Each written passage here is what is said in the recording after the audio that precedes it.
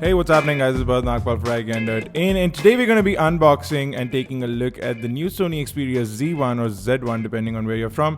It's launched in India for a price of rupees 42,900. So let's take a look at the retail box over here.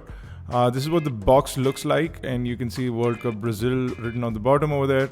Now this is a demo unit, but you can see the specifications at the back. We have a 20.7 megapixel camera, XMOR sensor, Bion's image processor, and the triluminous display on the Xperia Z1.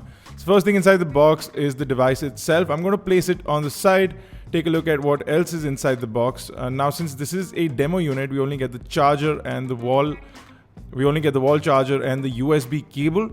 But in the final retail box, or if you buy a box, you should also get earphones and additional ear tips, etc. But we don't get those since this is a demo box. Let's put those aside and take a look at the device itself. And now you can see we have a protective screen cover on the front of the display. So I'm going to power on the device, get rid of this plastic which is on the front over here, and put it to the side. There's also a plastic protection on the back, which also indicates that although it appears that you can insert a screwdriver in there, you should not. You should also charge your device for 30 minutes before powering it on, and we have already done that. And it also shows you how to put in your SIM card and micro SD card, which I'm going to demonstrate in just a minute. So let me get rid of this plastic, and I will go ahead and take a look at the device itself. It's really shiny and nice when you remove plastics from a device. Really gives it a fantastic look and feel. So let's talk specs. The new Xperia Z1 comes with a 5-inch LCD display with a 1920 by 1080 pixel resolution, mobile Bravia engine plus triluminous display, the Snapdragon 800 chipset, 1.9 GHz on quad cores, the Adreno 330 GPU, 2 gigs of RAM and 16 GB of storage. Now you do have an aluminum sort of frame on this device. Looks really nice and premium. It's completely metal, feels cold in the hand, gives it the HTC One sort of feel or an iPhone sort of feel.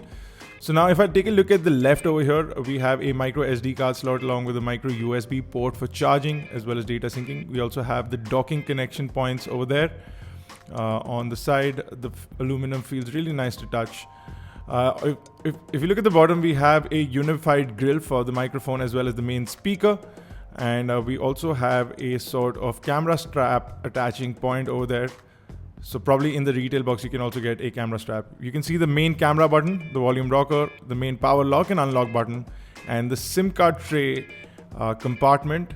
In fact, let me quickly pop in a SIM card in there and sort of get the device ready to use. Now I'm using a New Delhi Dolphin or MTNL SIM card since I had one spare lying around. So I'm just going to pop this in and cover the door up so that we can get this going. Once you pop in the SIM card, the device should restart. But let's go ahead and look at the rest of the things on the device. On the top, we have a 3.5mm headphone jack. Now, although the headphone jack is exposed, you can still take the device underwater, and it is a sort of resistant to dust and water thanks to IP58 certification. Now, on the back, we have a 20.7 megapixel G-lens equipped camera over here, 1/2x3 sort of sensor, really nice. You also have NFC, and you can see a completely glass back over there on the device. On the front, you have a bunch of new things happening. So you have a 5-inch full HD display, triluminous display with X Reality Mobile. It is an opti-contrast panel, and you also have Sony Bravia engine. The front camera is a 2 megapixel camera. Now, if you look at the user interface, it is reminiscent of all of the Sony Xperia devices. So they used to call it Timescape. They don't call it Timescape anymore. It is Sony's own sort of user interface right on top of Android. Now, the brightness on the screen seems a little low to us, but that's probably because it's adjusting itself automatically because we're indoors. But the screen is fairly nicely viewable, and it has great viewing angles as well, and I'm going to demonstrate that in just a minute. If you look at the dialer over here, you have the Sony style dialer with a white over black background. You can jump into your contacts, etc. If I look at messaging, Again, you have the Sony custom keyboard over here, which is really a breeze to type on and a lot of fun to use. You can use continuous or trace input to input your message, fairly fast and responsive.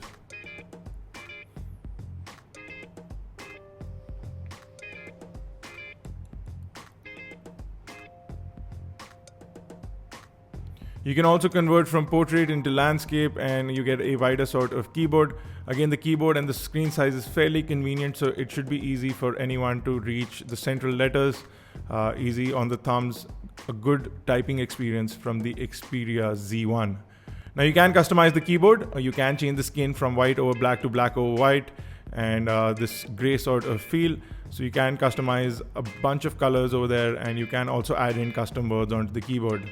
Now, if you look at the all app list, you can see you have this new menu that pops in from the left, which lets you sort out applications in your own order, alphabetical, etc. It also lets you place them, delete or uninstall applications. You can also jump into the Play Store directly from there as well. You get a bunch of applications preloaded by Sony. You Socialize, Sony Select, Sony Movies, Album, etc.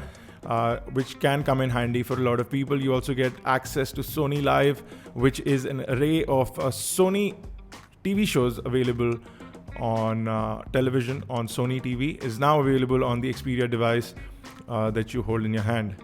So you can also customize the home screen by tapping and holding on the home screen. You can add widgets fairly easily. You can browse through the big library of widgets on the device. You can download tons and tons of widgets from the Google Play Store. So if I go into settings real quick, if I go into about device, you can see that it's running Android 4.2.2, which is fairly recent. It's not the latest. 4.3 should have been on this device, but it's not. And Sony is sort of slow while pushing out updates onto their devices. So don't expect a 4.3 update anytime soon. But let's jump into the PS, the Resistance, the 20.7 megapixel camera, which allows lossless zoom up to a point. So you can see I can pinch into one point, which allows me lossless zoom. And then beyond that, it's digital zoom, which will sort of lose out on quality and add some noise into my images and video. If I go into settings, you can see I have a bunch of settings over here, but now I am in intelligent auto mode.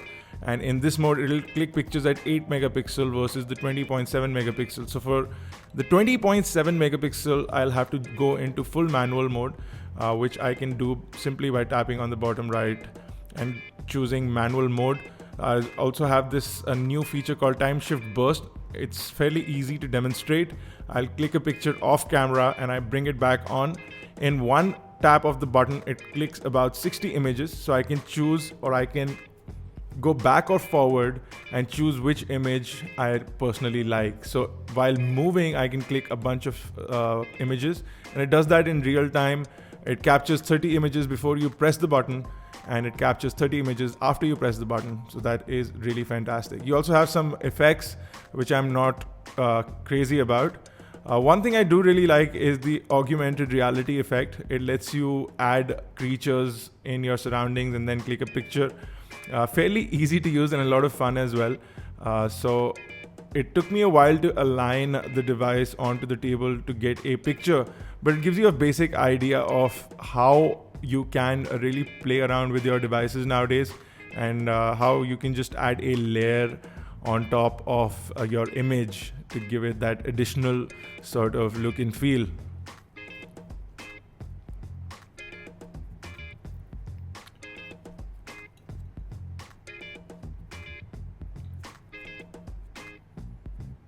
So I can simply click a picture of a dinosaur that's walking around on my table. It's not really walking around, but it's something that the phone adds in terms of layers.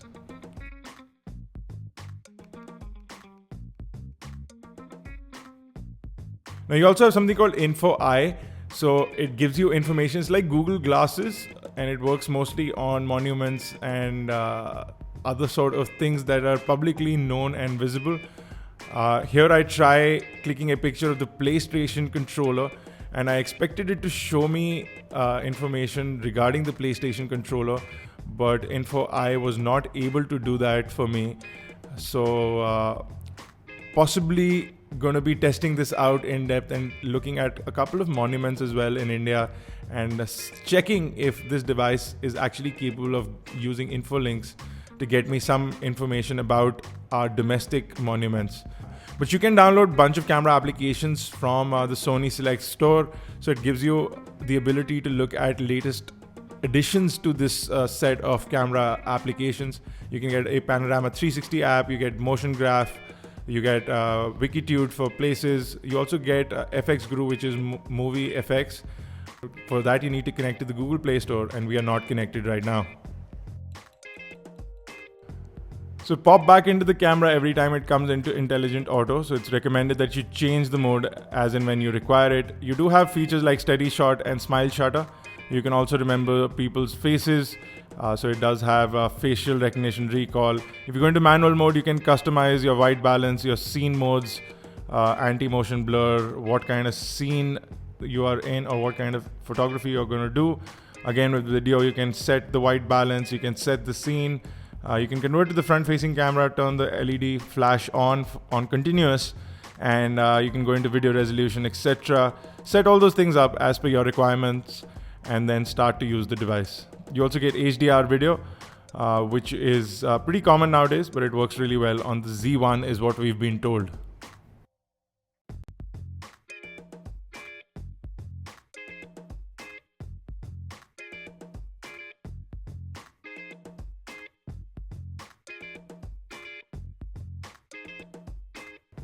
So video capture and playback seems to be fairly smooth and lag-free. But we'll be testing the camera application in depth in our full review, as well as our camera review of the Xperia Z1. So you can be rest assured that we're going to be getting you a good set of images as well. So you can stay tuned for that. You can turn on location services for the device to geotag all your images and videos so that all the information is saved with the video itself. Now, if you go into the multitasking panel on the Xperia Z1, you can see that you can slide your applications out from the multitasking panel. This will sort of kill the background applications or the applications running in the background. And on the bottom over here, you have sort of quick windows for the browser, the calculator, etc. Easy things that you could use on a daily basis. You can have up to 3 of them open simultaneously, which is fairly convenient.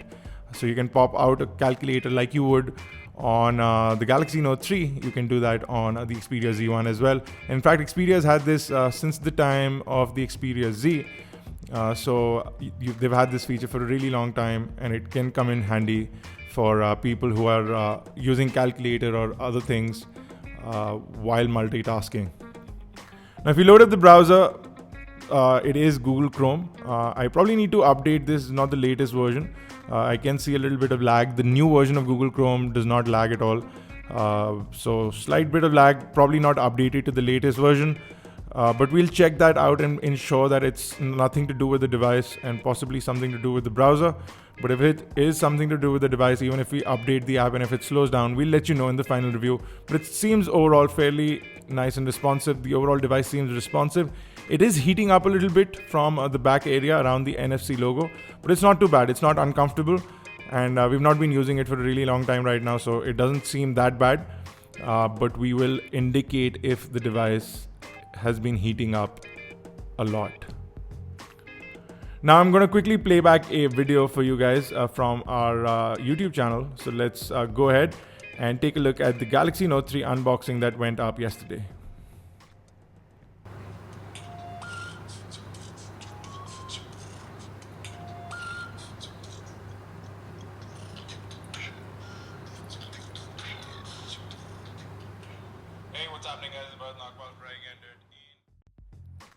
So the fact that viewing angles are really great on the display is nice. The speaker is also fairly loud, but it's really easy to muffle out the speaker in the holding position because the finger sort of falls directly on that. The device seems to be working really well in terms of video playback. The colors look really nice and accurate. Fairly nicely balanced display versus the one on the Xperia Z. So pretty impressed with the overall improvements that Sony's been adding to their lineup of Xperia devices. And that is possibly one of the reasons that Sony is picking up with their Xperia devices. Now you do get a bunch of themes over here. I like the Xperia Lite, so I'm going to stick to that.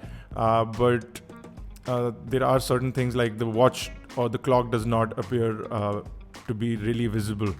Now, if I take a quick look at the lock screen over here, you can see that we can scroll left to add some widgets into the main lock screen. If I scroll towards the right over here, I can quickly jump into the camera.